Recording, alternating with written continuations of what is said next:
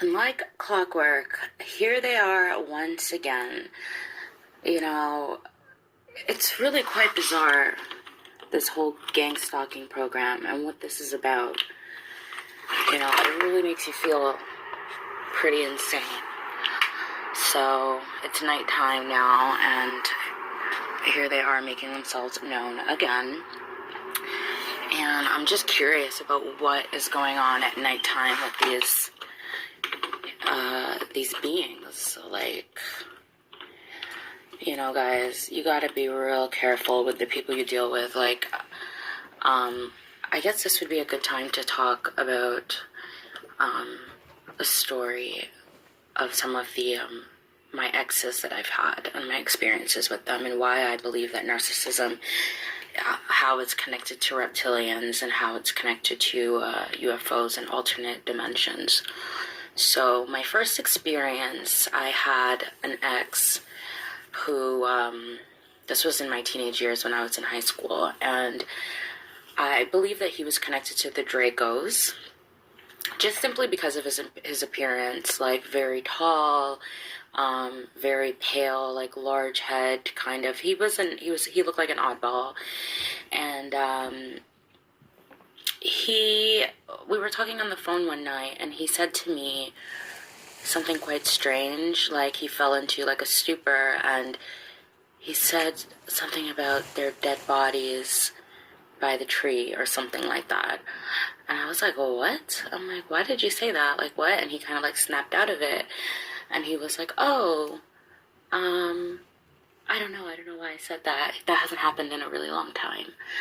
Which they always do this. Like, if you deal with narcissists that,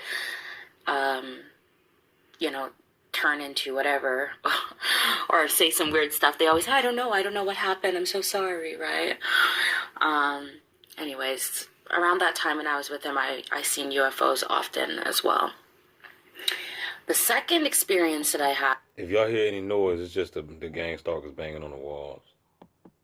Was I had an ex who actually doesn't live too far from this new home that I've moved into. And he was a complete narcissist. Again, I didn't know anything about narcissism, so I had developed an eating disorder from being with him, and by the time we got to the end of our relationship, my self-esteem was so low. I felt so ugly, and I had actually gained a lot of weight, even though it's hard to explain, but basically I wouldn't eat when I was around him, and then I would binge eat when I left because he made me feel fat, and I ended up getting fat when there was nothing wrong with me, too, in the first place. So anyways, the night that, maybe 2 nights before I broke up with him,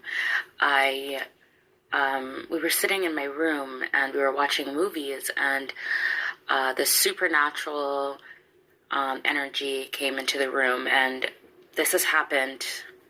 Anyways, if you know, you know, I don't need to explain, but the room started to feel a very weird energy, and every channel that we clicked on, there was an image of a woman being murdered, being killed, and there was this deep knowing that I had that this kind of media excited him, this murdering of women and stuff like that. And I started to feel very uncomfortable. And he was sitting in front of me with his shirt off, and I seen what looked like a green grid appear over his back, like only for a short while. And as soon as I seen it, he stood up and he goes, I'm so sorry. Oh, I don't know, blah, blah, blah, blah. And then he started hugging me and kissing me, and he was all apologetic and trying to be sweet. And I remember just being so weirded out, like, what the heck did I just see, It was really strange. So, yeah, we ended up breaking up 2 days later. He actually did try to fight me, abuse me. He got me wrapped up in a domestic violence charge, even though it was him who did everything and destroyed my house in the process. So yeah, that's just kind of how that went. Now, my ex-husband, the one that really took me for a real ride, that narcissist was just insane. But he, literally shapeshifted in front of me into a reptilian being. He was in a complete stupor. At that time, he had been completely taken over. Do I want to tell the long version of it or the short version? I mean, we'll do the long version. So I'm trying to figure out what the hell you messing with a reptilian for. You know what I'm saying? Like that. What the hell? ultimately, he had I had told him that he needs to move in with me because I was really fearful of his family. His family are, uh, he's Jamaican, and his family was into obeah and witchcraft and dark magic, and they were doing a whole lot of stuff. His mother, in particular, to me and to other people. And I had told him, like, listen, I don't think we're going to make it in this relationship unless you leave this lady. Like, he was staying with her at the time. I'm like, just move in with me, and we'll get through this, right? And he came over, and as soon as he came in, I seen this man cycle through about 10 different personalities. His face kept changing, and he kept trying to trigger me with little things. So, for example, like, I always felt uncomfortable about him having a second phone, and he always told me he didn't, but I knew he did. You know, it was these games that he used to play, and he came in and he said something like, oh, I have to pick up my second phone from my sister's house, and I was like, oh, he's trying to piss me off, or he's trying to trigger me, right? Get an emotional reaction out of me, because they need that emotional reaction to feed off of. So I didn't give it to him, and he kept doing this and cycling through it, and I guess maybe, I don't know what it is, if it's them or the spiritual attachment or whatever that tells them what to do and how to do it and how to upset you. But it didn't work, and he decided to go in the shower at that point.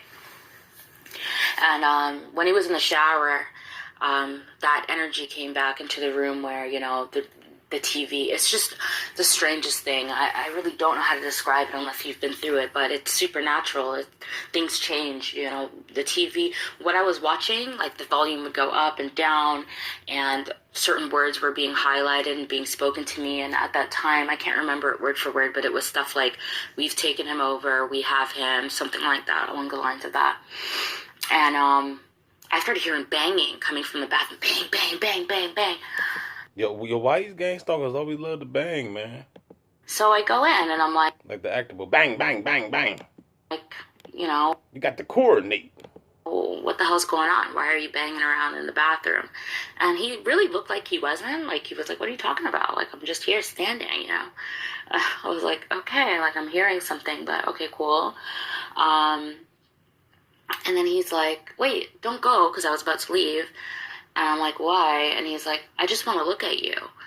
And I'm looking at him, and he looked so different. Like, he looked like a full-blown reptilian to me. Like, tail and all. Now, this is some stuff you see with your spiritual eyes. Now, this don't make no sense. Hold up. Did y'all hear what she just said? Let me rewind that back. And he looked so different. Like, he looked like a full-blown reptilian to me. Like, tail and all. Tail and all. Now, this is some stuff you... So what the fuck? I don't get this, y'all. So you dealing with somebody that actually looked like a reptilian and you wanted him to move in with you? What part of the game is this? What part of the game is that? Anybody know who this lady is? I was just scrolling and it popped up. Her channel, this is a 2-year-old video. And her channel is called Targeted Individual. And she got a little thumbnail of her face with a phone in her eye. And I don't know if she's still alive or not. I don't know, but I mean, this sounds just plain retarded for you to even be messing with a person that you say look like a damn reptilian. You see with your spiritual eyes, I can't say he had a tail, but I remember what I was looking at, and it wasn't him. He looked like a reptile man standing in front of me. And so this reptile man that's standing in front of you you wanted him to move in with you. This is your boyfriend. Y'all having sex. And then you talking about gang stalking? You talking about this person gang stalking you? Like, it seemed to me you want to be gang stalked. I was really spooked, and I went back in my room, and I was kind of sitting there, and he comes out. At this time, I already knew. I'm like, this isn't going to work out. He can't move in here. I can't save this dude. I can't, I don't know what's going on. You're trying to save a reptilian. Okay. On, and this is outside of my pay grade. Like, that's how I felt. And I'm very woke, I guess, when it comes to spiritual You ain't that woke. experiences like this. But I was like, I'm way over my head here. Oh. And I was trying to figure out a way to escape and whatever. So anyways, he comes, he sits down next to me, and he says, like, you know, he starts kissing me. I'm terrified. He's kissing me with his eyes open, which he's never done. So you kissing a reptilian. Yo, this chick got to be out her marbles, yo. Just looking at me, and I'm like, oh my God, this isn't even my husband. Like, this is somebody else. This is a being that I'm making out with right now. Fucking hell. So, yeah. So, we're watching the TV, and there's a scene in the show where they're, like, in an art gallery, and he goes, oh, do you like that painting? And I said, oh, that painting's really nice. I actually like that one. He goes, no, not that one. The one behind it. And apparently, I didn't really see it, but apparently it was like a woman, and she was wrapped around with a snake, by a snake or a reptilian being. And I said, oh, how did you even notice that? I didn't even notice that painting in the back there. And he goes, that's what I love about you. You never notice those things. You know, at this time I'm getting chills. Even telling this story again, I'm getting chills. You know, and at that point, we had already crossed that threshold. So soon after, you know, there was a chair in the room. The chair was moving, scraping, like, you know, like when a chair scrapes against the floor. Hold a guy. And this was happening as we were speaking. And I was trying to keep my cool as much as possible, because if you know anything about even just ghosts, like energetic beings, is like when your heart starts racing, when you start giving emotion and energy, they feed off of that. So I was like, just stay calm, stay calm. And he just started speaking to me, and he just started telling me, well, it wasn't him, it was the spirit that lived within him. And it started telling me, like, yeah, you know, he belongs to us.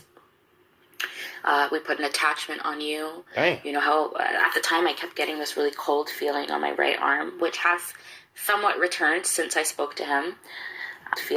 We put an attachment on you. He belongs to us. We put an attachment on you. See what I'm saying? That's why it's very important. You know, that's why I'm cool, man. That's why, you know, I feel good that I haven't been running around out there in them streets. You know what I'm saying? Ever since this program, you know, I've been activating this program, you know what I'm saying? Because like I said, with these soul ties, man, you don't know who you're messing with now. I'm just too wise, I'm too smart, I'm too aware now to be out here just, spreading around, like, who would ever thought you would spread like mustard? You know what I mean? You don't want to be out there just putting yourself out there. You don't know who you laying down with. That's all I got to say. You don't know what type of entities is jumping on your ass. You know what I'm saying? You know what I mean? You go out there and play with fire you want to, you're going to get burned in Hollywood. You know what I mean? So, you know, you out there, man, you a T.I. too, man, you need it. I'm trying to tell you, this is the perfect time. If you're a T.I., this is the perfect time for you to be doing some inner work and some inner healing. You know what I'm saying? You shouldn't be out here chasing no tail or nothing like that. You know, messing around. And all the female T.I.s too that's out there selling their cuckoo. You a female T.I. and you selling your cuckoo. I'm not judging you or nothing like that, but you need to find another occupation or something, because you're really, really doing yourself in the long run, because they're going to be all the people that you out here selling your tail to, you know damn well they ain't nothing but probably some type of Draco or something. So they just energy harvesting you, you know what I mean? Just stealing your energy, and you just putting all types of fucking parasites on you, you know what I mean? And then you're gonna be getting just even worse karma. You got to think about these things, man. I'm trying to tell you, this is definitely a spiritual thing. You know what I mean? So you need to be cleansing yourself. You better start taking some spiritual baths or something, burn some sage, some incense. You know what I'm saying? Get yourself some crystals, man. Clean your ass. You know how at the time I kept getting this really cold feeling on my right arm, which has somewhat returned since I spoke to him. And I would always feel this cold energy on my arm, and the being told me, like, yeah, we put an attachment on you. That's why your arm is always cold. Ain't that something? You know, I can't really say word for word what happened, because my adrenaline was going through the roof, and I didn't know what to do. I didn't know if I was going to be murdered. That's the first thing I thought for sure. I said, I'm going to die tonight. Or if I was going to just make a beeline for it and run. Anyways, there's tapping on the walls at this point. The chair's moving. He's talking about stuff. Who get the taps on the walls? You know, about this attachment that they put on me, and how he had told me that they do it for fun. Wow. They do this for fun, you know. And then I made a beeline for it. I literally just ran out of the room as fast as I could. And when I left, he called my phone crying, telling me, begging me to come back in the house. And he was saying, like, you know, I don't know what's going on. I don't know what's happening. You need to come back. I told him straight up, like, dude, I'm not coming back. You're spooking me out. I don't know what's going on with you. What's going on? Like, tell me what's going on. And he couldn't say anything. Like, he had nothing to say. He was just crying. And I just knew the tears were fake. I was like, this guy's a freaking weirdo. Like, just like the other two before him that I dated. You know, and It's crazy, y'all. I'm going to stop over here with like 16 minutes. It's going to be a part 2. All right? Comment down below. Let me know what you think about this situation. Don't forget to like, share, subscribe. It's going to be a part 2. Stay tuned.